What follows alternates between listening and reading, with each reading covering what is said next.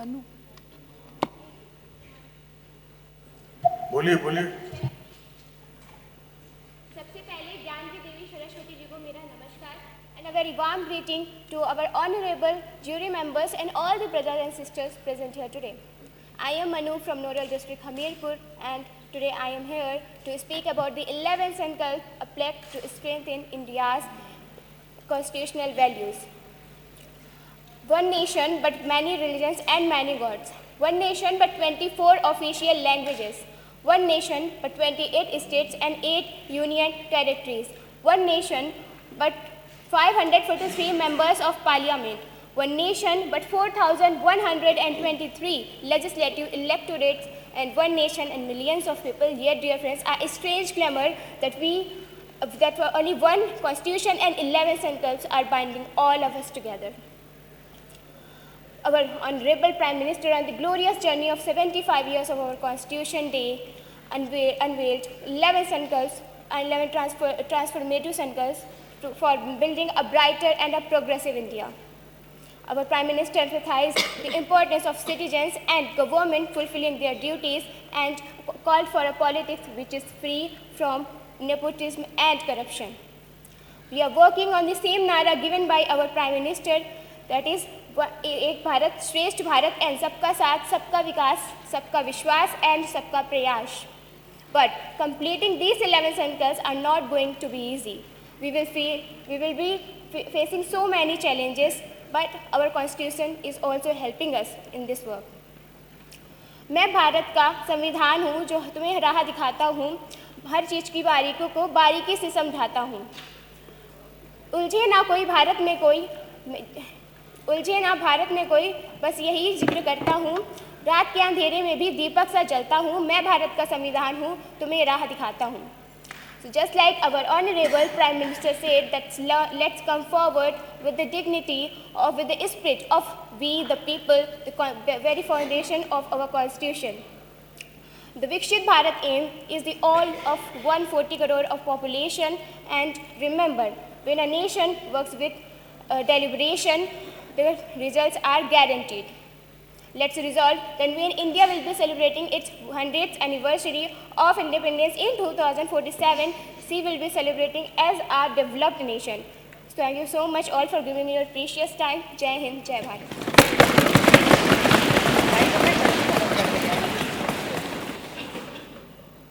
Next up we have Suhani Dhuria.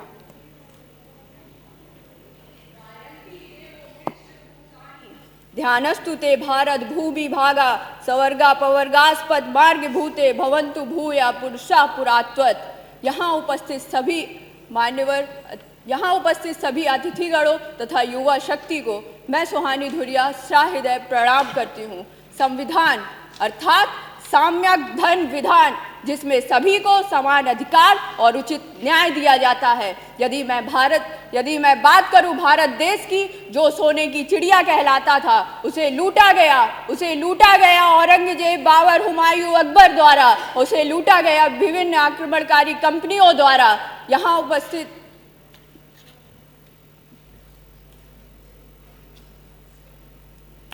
उसे लूटा गया कंपनियों द्वारा.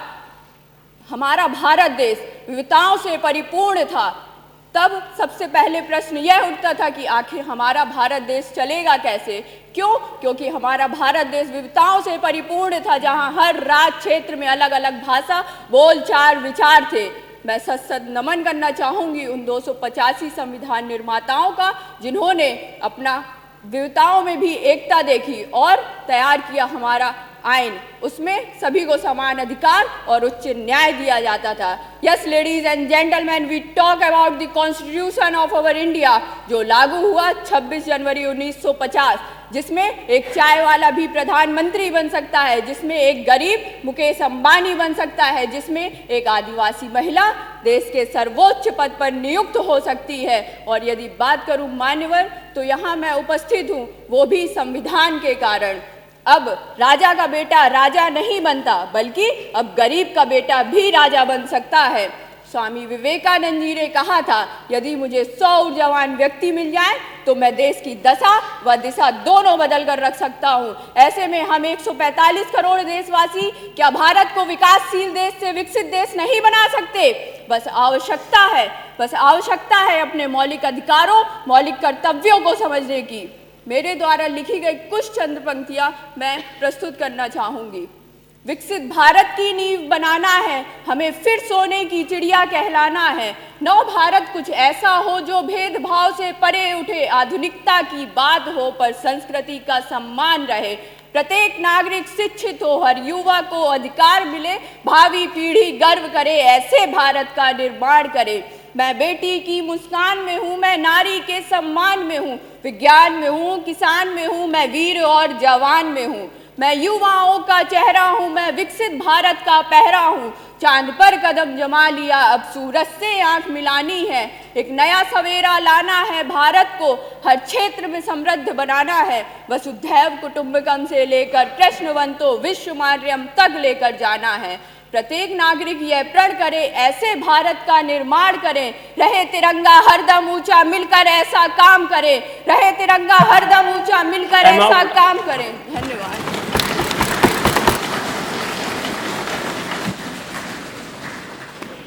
हमारे बीच अपने वक्तव्य के लिए आ रही हैं Kritika Shukla.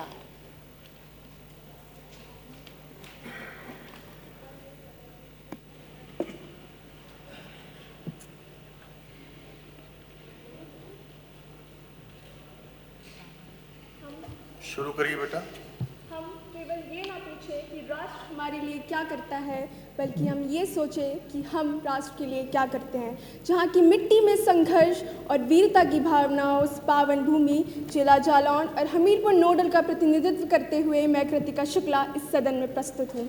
Honourable jury members and the vibrant youth of a nation, इतिहास हमारा सबसे बड़ा शिक्षक रहा है। मैग्ना कार्टा के स्वतंत्रता के नारे से लेकर कौटिल्य के अर्थशास्त्र, पढ़ने की अष्टाध्यायी, महाभारत और मनुस्मृति की रणनीतिक शासन तक की यात्रा जो 75 साल की विरासत के विकास को दर्शाती है। वहीं भारत एक लौता देश जो हजारों वर्षों की गुलामी की जंजीरों को तोड़कर मात्र 75 वर्षों में ही एक परिपक्व लोकतंत्र के रूप में संपूर्ण विश्व में अपनी गरिमा को प्रतिष्ठित किया।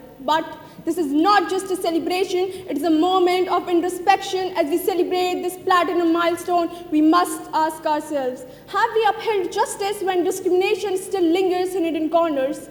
Rights and duties, two main pillars, but let's talk about fundamental rights। आपातकाल के अंधकारमय काल से लेकर धारा 377 के गैर अपराधीकरण तक, आर्थिक संघर्षों से लेकर वैश्विक नेतृत्व की जीत की उज्जवल सुबह तक हमारी यात्रा लोकतांत्रिक नम्यता का प्रमाण रही है। And yet we dare to dream of a democracy। Let us take inspiration from our history। जब स्वामी विवेकानंद ने 1893 में विश्व धर्म महासभा को संबोधित किया तो उन्होंने भारत को विश्व से ही परिचित नहीं बल्कि हमारी प्राचीन सिद्धांत वसुधैव कुटुंबकम की याद दिलाई। जब सरदार पटेल ने 562 रियासतों का एकीकरण किया तो ये सिर्फ मात्र राजनीतिक एकीकरण नहीं बल्कि एकजुट भारत की नींव रखी। जब सियाचिन में एक सैनिक राष्ट्र की रक्षा करता है तो संप्रभुता महज सिहाई नहीं बल्कि साहस का पुनर्जन्म होता है। जब यूनेस्को कुंभ मेला को सांस्कृतिक धरोहर के रूप में मान्यता देता है तो हमारा भारत अपनी परंपराओं को संरक्षित करने की प्रतिबद्धता को साकार करता है। Our constitution has been both a shield and a sword. When Chandrayaan 3 lands on the moon, it is not just a constitutional duty, it is India's ambition realized. When a transgender person gets a government job, Article 14 ensures the dignity of a person. But challenges still remains. While we have fought hard for rights, have we done justice to our duties? हम स्वच्छ शासन की मांग करते लेकिन करों से बचते, न्याय की गुहार लगाते लेकिन गवाह बनने से हिचकिचाते, पर्यावरण संरक्षण की बात करते लेकिन प्रकृति का बेरहमी से शोषण करते।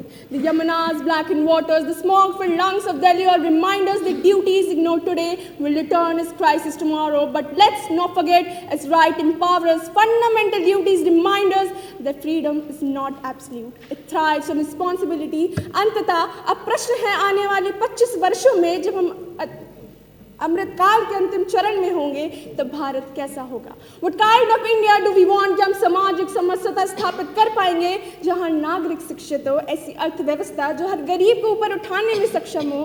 क्या हम इतिहास के मात्र दर्शक होंगे या फिर इसके रचयिता? अंत में अपनी वाणी को विराम देके कहना चाहूंगी, आइए एक ऐसे स्वर्ण भारत का निर्माण करें। Time out. न्याय।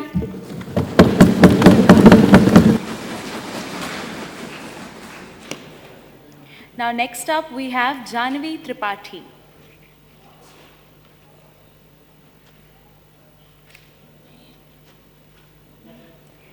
Krishnakant Tiwari. Esteemed members, today we gather to celebrate a remarkable milestone in our nation's history. It has been 75 years since the adoption of our constitution, a document which is the foundation stone of our democracy and the guardian of our rights and duties. The legacy of the Indian constitution lies in establishing a framework for democratic, secular and federal nation, which empowers the rights and duties of the citizens. The Constitution of India provides the parliamentary form of government with federal structure that ensures the separation of power between central and state government, which ensures horizontal distribution of power sharing. The Article 326 of the Indian Constitution provides universal adult franchise, which means every person who has 18 years of age or more has the right to vote, regardless of his age, identity, caste, gender, place of birth, ethnicity. The most important feature of the Indian Constitution are the fundamental rights. These rights ensures the person's right to freedom, right against exploitation, right to equality, cultural and educational rights.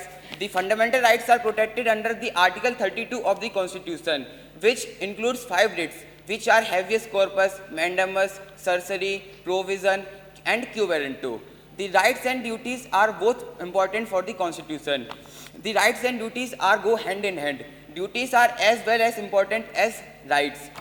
After the 42nd Amendment in 1976, the Constitution of India incorporated fundamental duties in Article 51A, Clause 1 to Clause 11 of the Constitution in the Part 4A, which includes to develop scientific temper, to protect our environment, to provide the education to the children, and to protect the ideas of our nation and the unity and the integrity of the nation, and to respect the ideas of the Constitution.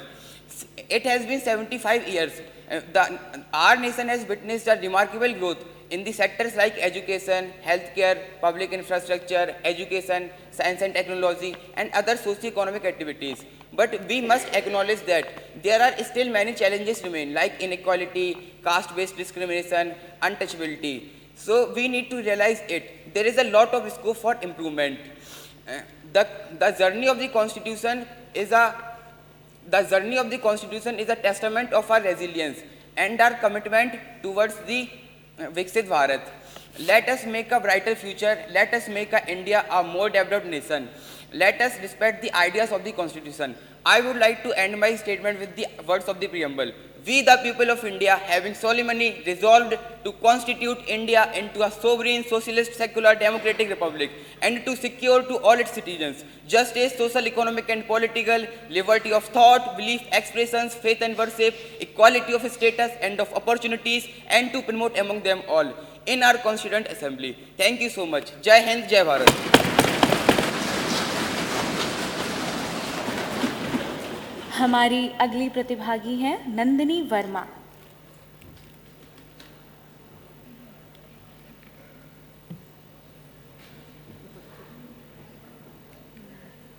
शिखा चौहान उपस्थित है। जिसने स्वतंत्रता अलग जलाई, नमक कानून तोड़ करके देशवासियों को भावना लाई। जब चला सविनय अवज्ञा देश में, तब इरविन का समझौता हुआ, तब जाकर के गांधी जी का महात्मा नाम प्रसिद्ध हुआ। करो या मरो का नारा देकर महात्मा ने वो फर्ज निभाया, गुलामी में जकड़े भारत को अहिंसा से आजाद कराया। क्रांतिकारियों के बलिदान और बाबा साहब के परिश्रम का परिणाम है हमारा भारतीय संविधान, और इसके 75 वर्षों की यात्रा बहुत ही अद्भुत रही है। संविधान लागू होने के बाद अधिकारों को लोगों तक पहुंचाना हमारे लिए सबसे बड़ी चुनौती थी, जिसके लिए कोर्ट से लोगों को जागरूक करने के लिए उनके अंदर न्याय की भावना का विकास किया। इतना ही नहीं, NGOs ने कैंप लगाए, जिसके परिणाम स्वरूप स्वरूप राइट टू इंफॉर्मेशन एक्ट हमारे सामने आया। इस एक्ट के परिणाम स्वरूप महिलाओं को शिक्षा, दलित वर्ग को आरक्षण और हर एक युवा के सपनों को उड़ान मिली। इतना ही नहीं, मानव अधिकार आयोग स्थापित किए गए, बाल सुरक्षा अधिनियम आया, जिससे चारों ओर एकता का जाल बुन गया और हर रंग हर जाति के लोग एक साथ खड़े हुए।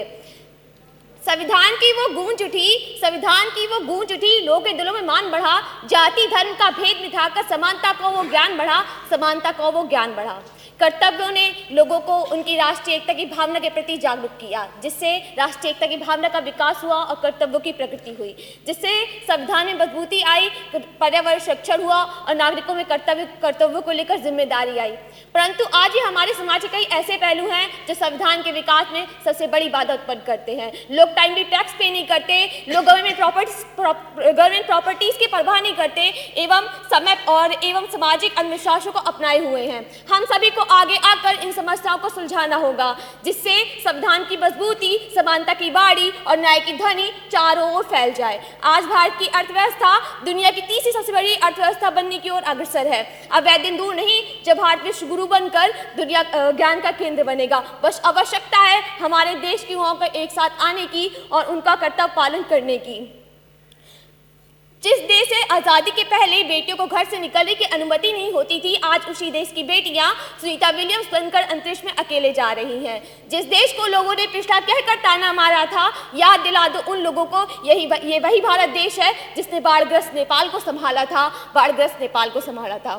भारत की प्रगति पे 4 चांद तब लग जाएंगे जब skill India, make in India एवं डेवलपमेंट इंडिया जैसी योजनाएं भारत को विकसित बनाने में महत्वपूर्ण योगदान देंगी। अब वह दिन दूर नहीं जब भारत ज्ञान का केंद्र बनेगा और हम सब गर्व से कह सकेंगे, जय जवान, जय किसान, जय अनुसंधान, जय जय विज्ञान, जय जय विज्ञान। बस आवश्यकता है हमारी युवा शक्ति को साथ आने की और एक साथ काम करने की। जो युवा चल सकता है वो चले, जो युवा दौड़ सकता है वो दौड़े, जो रेंग सकता है वो रेंगे, परंतु अपने कर्तव्यों का निर्वहन अवश्य करें। अंत में अपने देश की शक्ति को संबोधित करते हुए सिर्फ इतना कहना चाहूंगी कि तू खुद ही खुद का सहारा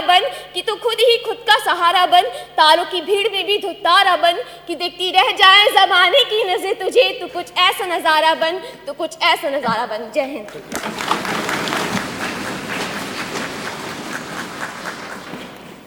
जजेस, सीरियल नंबर 34 आकाश कुमार जी हमारे आखिरी प्रतिभागी रहेंगे आज के। ये नहीं मैडम, अभी इन लोगों को कल बुलाया जाए। वैसे तो जूरी तो कैंसिल कर रही थी, लेकिन हम लोगों ने फिर भी डिसीजन लिया कि चलो कल इनको दिया जाए। डिसिप्लिन होता है, डेकोरम होता है, ये ऐसा होता है, ये यहाँ पर डिसिप्लिन डेकोरम होता है। जी सर, एक्चुअली उनको सर एक मेडिकल इशू था, आंखों में, वो ट्रीटमेंट के लिए चले गए थे। क्या किसी को इन्फॉर्म करके गए थे? हाँ, वो उनको पता नहीं था, उनको टाइम ज़्यादा लग गया, वो 10 मिनट पहले गए थे। चलो एक है मैम बस। अब आगे से कभी किसी बच्चे को अगर जो जाना है तो पहले से ही इन्फॉर्म करेगा, तब उसकी संतुष्टि मिलेगी, वरना जी और कैंसिल भी हो सकती है, भी ध्यान रखिए। बिल्कुल ठीक है, चलिए। आकाश कुमार बलिया। रुतबा मेरे सर को तेरे संविधान से मिला है, रुतबा मेरे सर को तेरे संविधान से मिला है, औरों को जो मिला है वो मुकद्दर से मिला है, हमें तो ये मुकद्दर भी तेरे संविधान से मिला है। इस ऐतिहासिक सभागार में उपस्थित निर्णायक महोदय एवं देवतुल्य गणमान्य व्यक्ति एवं मेरे समक्ष आकार लेता हुआ भारतवर्ष का स्वर्णिम भविष्य, आप सभी को लखनऊ की इस धरोहर पर नोडल बलिया के मऊ जिला से इस आकाश का आकाश भर मनोभूमि प्रणाम। आज का मेरा विषय भारतीय संविधान के 75 वर्ष के अधिकार, कर्तव्य और प्रगति की यात्रा है, जिस पर मैं आप सभी के समक्ष उपस्थित हुआ हूँ। महोदय, भारत सरकार ने भारतीय संविधान के 75 वर्ष पूरे होने के उपलक्ष्य में यह समारोह आयोजित किया है। यह निर्णय हमारे लोकतंत्र के उल्लेखनीय यात्रा एवं संवैधानिक मूल्यों तथा विरासत को भी दर्शाता है। महोदय, यह समारोह हमारा भारत हमारा संविधान के थीम के द्वारा भी आयोजित किया गया है। महोदय, मैं बात करने जा रहा हूं एक ऐसे व्यक्तित्व और कृतित्व की जिसने 100 की परिधि को लांघकर हमेशा पर के लिए काम किया। हाँ, मैं बात कर रहा हूं डॉक्टर भीमराव अंबेडकर की, जिन्होंने हमारे भारतीय संविधान में यह बताया गया है कि किसी भी रानी के पेट से अब राजा पैदा नहीं होगा, किसी भी रानी के पेट से अब राजा पैदा नहीं होगा, वो अपने कर्तव्यों और अपने प्रतिस्पर्धा के अधिकार से होगा। तो महोदय, मैं सबसे पहले धन्यवाद देना चाहूँगा डॉक्टर बी आर अम्बेडकर को। So I would like to appeal youth to sitting here कि he is like god to me because he did something which has made to me to stand the front of you in the position where I am today. क्योंकि बाबा साहब मेरे लिए भगवान समान हैं। उन्होंने कुछ ऐसा किया था जिसकी वजह से आज मैं यहाँ खड़ा हूँ और मुझे कुछ बोलने का अधिकार है। महोदय, मैं अपने विषय के अनुरूप भारतीय संविधान के मौलिक कर्तव्यों के बारे में भी चर्चा करना चाहूँगा। हमारे भारत के किसी भी नागरिक को पैदा होते ही उसे मौलिक अधिकार दे दिए जाते हैं, जिसकी संख्या 6 है, और वह इस प्रकार हैं: समानता, स्वतंत्रता, सांस्कृतिक, सामाजिक एवं संवैधानिक मूल्यों का भी प्रावधान है। महोदय, मैं संविधान के इस सभा में आप सभी से यह बात पूछना चाहूँगा कि क्या हमारे देश के विकास में युवाओं की भूमिका है या नहीं। तो इसमें से कुछ लोगों का मत होगा हाँ बिल्कुल, और कुछ लोगों का मत होगा नहीं। लेकिन मेरे हिसाब से इसमें कोई दो मत हो ही नहीं सकता, क्योंकि युवा करेंगे राष्ट्र निर्माण। इस उग्र को बुनने वालों, यहाँ खड़े होकर बोलने और वहाँ बैठकर सुनने वालों, मुझ में, तुम में, हम सब में वो शक्ति, वो ऊर्जा, वो जान है जिसे होने इस देश की उन्नति और बनने विश्व में पहचान है। महोदय, हमारे लोकतांत्रिक एवं गणतांत्रिक समृद्धि का अतीत बहुत समृद्ध रहा। टाइम आउट बेटा।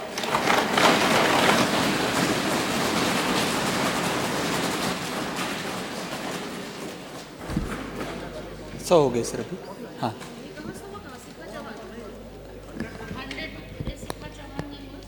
100 तुम्हारा हो गया था, मैंने बता दिया।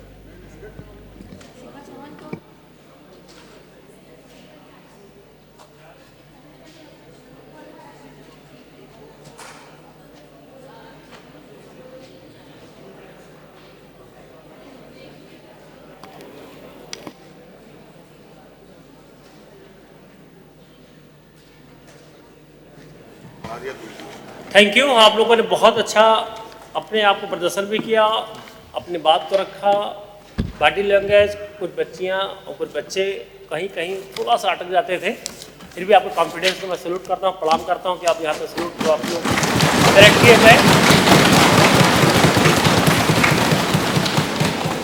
दूसरा, कुछ एक आध बच्चे रट्टा मार खाते हैं, तो भाई रट्टा मार के न बोलो। जो आपके दिल की आवाज़, आत्मा की आवाज़ है, उसको बोलोगे तो हम लोग पता चल जाता रट्टा मार कर ऐसे आ रहे होता नहीं। हम टंगी आंखें टंगी हैं, बस बोल रहे हैं हम, तो क्या होता, हम लग रहा है कि हाँ रट्टा मार कर रहे हैं, बस जो इधर देख रहे हैं, घड़ी देख रहे हैं या कुछ देख रहे हैं, फोकस किया, पढ़ रहे हैं, बोल रहे हैं। तो हम लोग दिल की आवाज़ बोले, भले 2 मिनट बोले, 1 मिनट बोले, तो वो ज़्यादा इंप्रेसिव होती है। तो हम लोग कल जब बात करेंगे बड़े अच्छे से बोलेंगे, बड़े अच्छे से बात करेंगे, और जो भी हमारे दिल की आवाज़ है, आत्मा हमारे बोल रही, वो हमको बोलना चाहिए। दूसरा, हमारी डिसिप्लिन बड़ा मेंटेन रखिएगा। उसको कहने के बावजूद मैं 2-3 लोगों को इशारा करना पड़ा कि भाई बात उनको बोल लो। सदन की गरिमा होती है, यहाँ पर सदन में हम लोग जब एंट्री मारते हैं तो पूरा सदन को प्रणाम करके आते हैं। आप बड़े भाग्यशाली हैं कि यहाँ तक पहुँचे। 25 करोड़ों में 240 लोग आप यहाँ पहुँचे, ये बड़ी भाग्य की बात है, ये ध्यान रखिएगा। तो उसका सम्मान होना चाहिए अपने आप में। अपने आप को गौरवान्वित महसूस करना चाहिए कि मैं तू मतलब 25 करोड़ में तू मतलब अब कितने % पड़ेगा, अब देख जोड़ लीजिए, आपको देखिए। तो ये बड़ी अपने बड़ी बात है। तो हम लोग इसकी गरिमा को रखते हुए अपना डिसिप्लिन मेंटेन रखें। बीच में ये बेल है, इसमें कोई आगे जाके नहीं। जैसे हम लोग कहीं आप जैसे आ रहे थे, यहाँ से अंदर से होके जा रहे थे, दोबारा कोई इसके अंदर एंट्री नहीं करेगा। अगर हाउस चल रहा है तो आपको कभी भी आना जाना तो पीछे आ जा सकते हैं, इसके अंदर कोई कदम नहीं रह सकता। क्लियर? तो और किसी कोई जानकारी लेना है या अगर पूछना है, अच्छा कुछ जानकारी लेना, क्वेश्चन पूछना कोई? बाकी ठीक, okay, thank you, all the best. धन्यवाद सर। अगर आपकी अनुमति होगी तो आज का सत्र जो है वो यहाँ पे ख़त्म किया जाएगा। हमारा विभाग सर, युवा कार्यक्रम और खेल मंत्रालय, हमारे जो राज्य निदेशक महोदय हैं और हमारे पूरे युवा साथियों की तरफ से सर आप सभी लोगों का दिल की गहराइयों से धन्यवाद। सर, जब जूरी की बात आई थी और हमें पता चला कि 3 माननीय विधायकगण हमारे साथ रहेंगे और लगभग 2 दिन रहेंगे, तो हम सब लोग बड़े सशंकित थे सर। मैं कहना चाहूँगा दिल से कि बहुत फ़ोन कॉल्स होंगी, इतने कंसंट्रेशन के साथ जजमेंट हो पाएगा कि नहीं। लेकिन हमें सर आज के इस कंक्लूडिंग सेशन में मैं इस बात को मान सकता हूं कि हमने जितने भी कंपटीशन अभी तक कराए हैं, हमें शायद इतने अच्छे जजेस नहीं मिले। आप लोगों ने बहुत धैर्य के साथ हमारे प्रतिभागियों को सुना, बहुत ही शालीनता के साथ हमारे प्रतिभागियों ने अपना पक्ष भी रखा है। आपसे हम लोग पूरे प्रतिभागियों की तरफ से सर माफ़ी चाहेंगे, क्योंकि हमारे लिए आज ये पहला दिन है इस सदन में, तो कायदे और कानून हमें नहीं पता थे। लेकिन हम आपको यकीन दिलाते हैं कि कल जब हम इस सदन में आएंगे तो जो गलतियां आज हमसे हुई हैं वो हम पूरी कोशिश करेंगे कल ना हो। और हमारे लिए सौभाग्य का दिन था कि आज हम लोग पूरे दिन इस सदन में, और आज आपको पता भी चल गया होगा, कई बार घरों में बैठ के कहते हैं क्या करते हैं, आज आपको जब 8 घंटे यहाँ बैठना पड़ा है तो मैं जान सकता हूँ सबको एहसास हो रहा है, बड़ा मुश्किल होता है। जबकि आपसे कोई मेहनत का काम नहीं करवाया गया, एकदम कंफर्टेबल इन्वायरमेंट में आपको बैठाया गया, अच्छी कुर्सियां थी, आराम से बैठे हुए थे, तब भी मैं आपके चेहरों से अंदाजा लगा सकता हूं कि धीरे धीरे थकान हावी हो रही है। और बहुत सारे लोग ये चाहते थे कि अब जितनी जल्दी हो सके, अब आज का तो खत्म हो, कल का कल देखेंगे। ठीक है, तो हमारे जितने भी माननीय जूरी के सदस्य हैं, हम एक बार पुनः आभार व्यक्त करते हैं और आपसे विनम्र निवेदन करते हैं, क्योंकि हमारे पास कल भी तकरीबन 130 पार्टिसिपेंट्स बचे रहेंगे, और आपकी अगर अनुमति होगी तो कल हम सत्र को थोड़ा जल्दी शुरू करेंगे, क्योंकि इसका कल समापन होना है और हमारे पास समय की जो टाइम दे रखा है वही शुरू करेंगे। हाँ, वही उस पर एकदम एग्जैक्ट उस टाइम पे शुरू कर देंगे, जिससे हम लोग 9:30 जी 9:30 बजे 9:30 बजे करेंगे। धन्यवाद मैम। हमारे प्रतिभागी अपने स्थान से खड़े होकर करतल ध्वनि के साथ हमारे जजेस का स्वागत करें।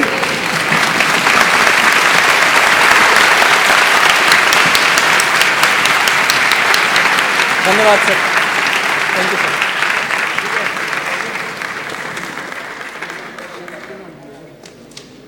आप सब लोग बस 2 मिनट के लिए अपनी जगह पे